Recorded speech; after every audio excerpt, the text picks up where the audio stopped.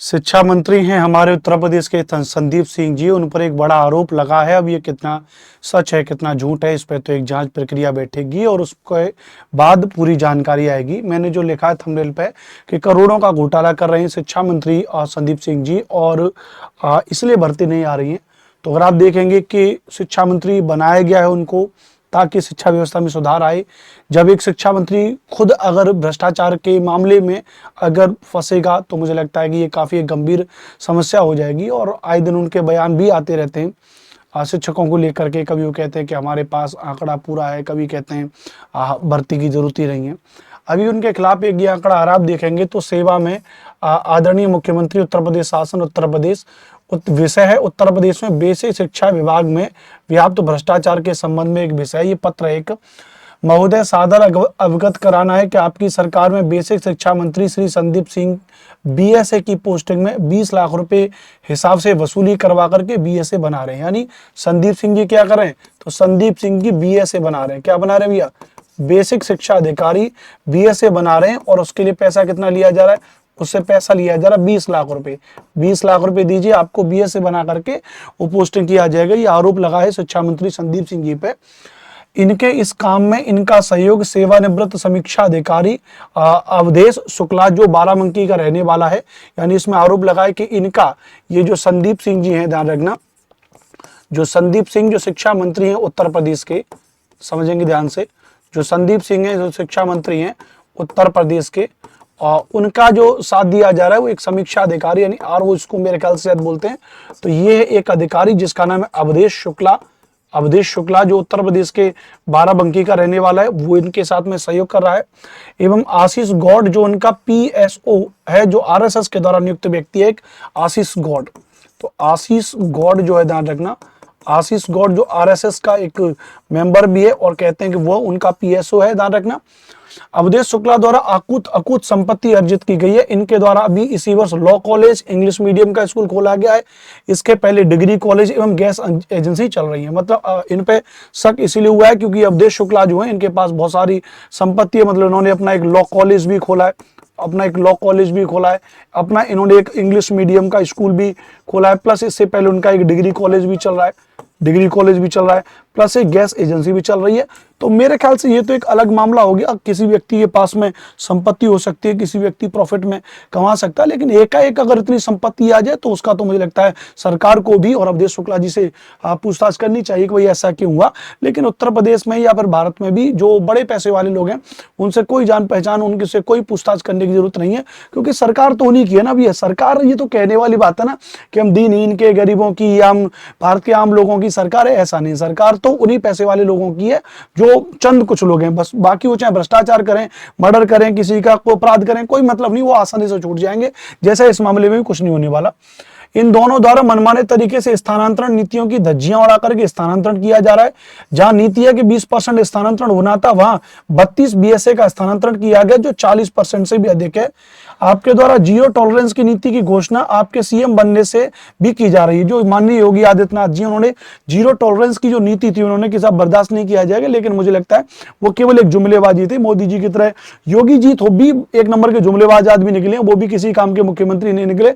Law के नाम पे साहब उत्तर प्रदेश में लॉ हमने मेंटेन किया है, उसके नाम पे कितना, कब तक बैठोगे, कब तक कुर्सी पे बैठे रहोगे। लॉ के नाम पे कुछ और भी उत्तर प्रदेश में होगा। उत्तर प्रदेश में करोड़ों युवा बेरोजगार घूम रहा है, उत्तर प्रदेश में किसी लेवल पे डिपार्टमेंट भर्ती नहीं हो रही, कुछ नहीं हो रही। तो कुछ तो मुझे लगता है थोड़ा सा करना पड़ेगा। बट जीरो टॉलरेंस की नीति किस बात की पता नहीं। वहीं आपके मंत्री आपकी कुर्सी के नीचे ही पतीला लगा रहे हैं। बेसिक शिक्षा जैसे महत्वपूर्ण विभाग जो एक अनुभवहीन, अनुशासनहीन, लापरवाह मंत्री के हाथ में देकर के आपने शिक्षा विभाग को बदतर बना दिया। क्योंकि उत्तर प्रदेश का जो बेसिक शिक्षा विभाग जो है उसमें जो शिक्षा मंत्री बनाया गया वो संदीप सिंह जी को बनाया गया। तो जाहिर सी बात है, मुख्यमंत्री, आपने इतना तो पढ़ा होगा कि जो मंत्रालय जो बांटे जाते हैं वो मुख्यमंत्री ही उनको मंत्रालय को बांटता है। तो यहां पे कहा गया कि आपने एक अनुभवहीन, अनुशासनहीन और लापरवाह मंत्री के हाथों में ये अपना दे दिया। हाँ, आपके एक आईएएस श्री विजय किरण आनंद जी को जरूर प्रशंसा करना चाहूंगा, जिन्होंने इस मंत्री पर नकेल लगाकर के अध्यापक, अधिकारी एवं बच्चों तीनों के हित में अच्छा काम किया एवं गलत नीतियों का विरोध भी किया है। तो मुझे लगता है ये जो आईएएस अधिकारी श्री विजय किरण आनंद, ये बेसिक शिक्षा विभाग के भी रह चुके हैं, काफी सख्त व्यक्ति हैं, हर एक चीजों में नियम कानून काफी बनाते हैं। मैं इनके बारे में चर्चा में रहता हूँ क्योंकि मेरी श्रीमती जी भी गवर्नमेंट टीचर है। वो आए दिन कोई भी जब बात होती है तो कहती है कि विजय किरण आनंद, विजय किरण आनंद, विजय किरण आनंद। तो मुझे लगता है कि एक अच्छे व्यक्ति हैं, कम से कम एक भ्रष्टाचार मंत्री जैसे तो नहीं है कि भाई जो है कि जो 20-20 लाख रुपए में उस तरीके से कर रहा है। तो मुझे लगता है कि चीजें हैं। तो यहाँ पे ये व्यक्ति कह रहा है कि वो इनकी प्रशंसा कर रहा है। आपको यदि यह सब बातें झूठी लग रही हैं तो आप अपने बेसिक शिक्षा में निदेशक जो है बघेल जी एवं महानिदेशक हैं कंचन वर्मा जी को बुला करके पूछ लीजिए।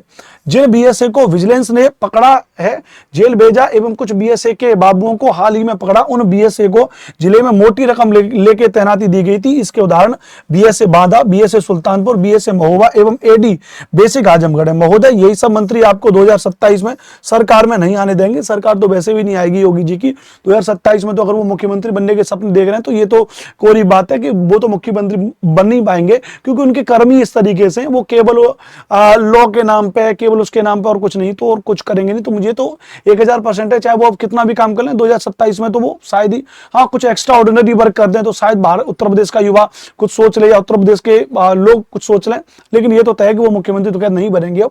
बट ठीक है, ये व्यक्ति इनका सपोर्टर है, जैसे कि कभी मैं भी बीजेपी का योगी जी का बड़ा प्रशंसक हुआ करता था, आज नहीं हूं। तो महोदय, यही सब मंत्री 2027 में सरकार में नहीं आने देंगे। मंत्री पैसे वसूल रहा है बीएसए बनाने के, बीएसए अपने पैसे वसूल रहा है जो दे के आया है।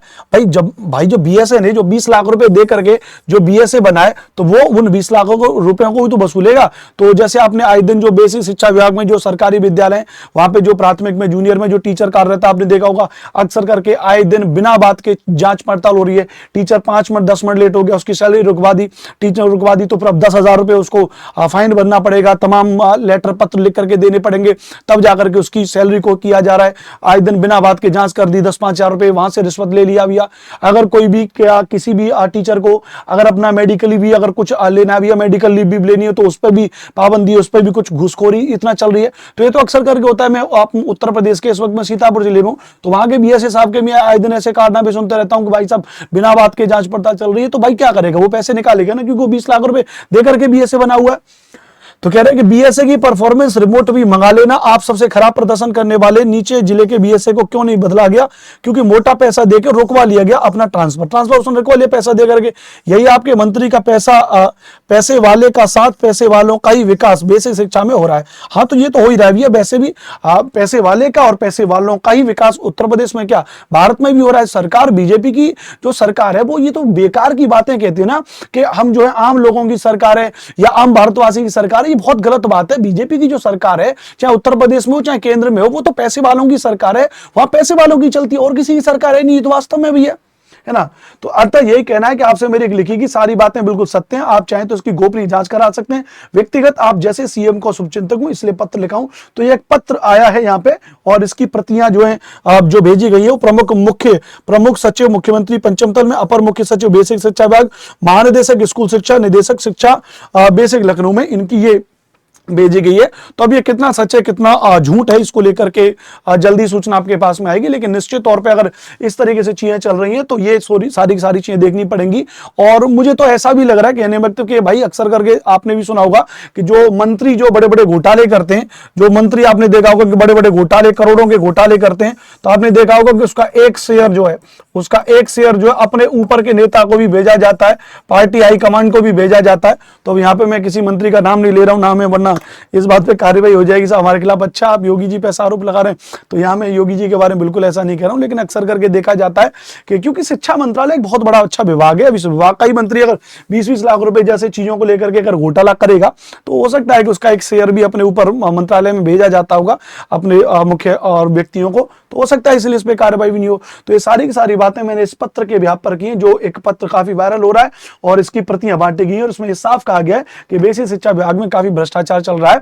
और 20-20 लाख रुपए लेकर के भैया संदीप सिंह जो शिक्षा मंत्री, उन्होंने इसमें बीएसए बना रहे, फिर बाद में वही बीएसए जो अलग अलग जिलों के माध्यम से अलग अलग विद्यालयों में, सरकारी विद्यालयों में और जो है प्राथमिक जूनियर के अध्यापकों को अलग अलग तरीके से और परेशानी का सामना करना पड़ा। तो मुझे लग रहा है कि ये चीजें हो, तो जो योगी जी की जो जीरो टॉलरेंस की जो नीति थी, तो शायद हो सकता है वो जीरो टॉलरेंस की नीति है हिंदू मुसलमान और उनके लिए लेकर के बुलडोजर के घर को तोड़वा देना, उसको तोड़वा देना, उसके अलावा भी थोड़ी अपनी जीरो टॉलरेंस की नीति अपने नेताओं के लिए बचा करके रखिए, जो आपके नेता जो आपके नेता हैं, जो आपके नाक के नीचे जो भ्रष्टाचार कर रहे हैं, करप्ट कर रहे हैं, तो उस तरीके से करिए। आपका तो मोदी जी जैसा हाल है कि भाई साहब हम क्या है, मोदी जी कहते हैं कि मैं एक फकीर आदमी हूं, आऊंगा झोला लेके चला जाऊंगा, झोला लेकर के। आप तो झोला लेकर के चला जाओगे, लेकिन आपके पीछे, आपके नाम पे, जो आपके नीचे जो आपके मंत्री अपना झोला भर रहे हैं, तो उस पर भी तो ध्यान दीजिए।